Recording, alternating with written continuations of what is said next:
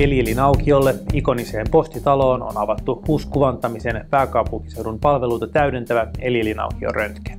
Kalasataman terveys- ja hyvinvointikeskuksen asiakkaat, kuten myös muualta tulevat potilaat, tarvitsevat kuvantamistutkimuksia, joihin on helppo tulla.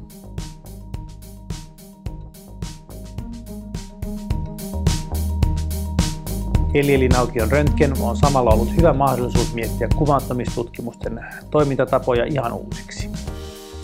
Tämä aikoinaan posti- ja lennätinlaitokselle rakennettu funkkistalo korosti uusinta tekniikkaa, nopeutta ja toimivuutta.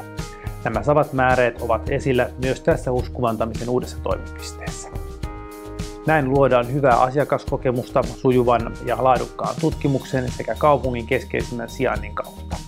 No kyllähän se oli nimenomaan tämä potilaiden paras mahdollinen palveleminen sekä sijainniltaan että aukioloajoiltaan. Ajateltiin, että haluttaisiin olla siellä, missä ihmisetkin on ja olla hyvin saavutettavissa ja tavoitettavissa.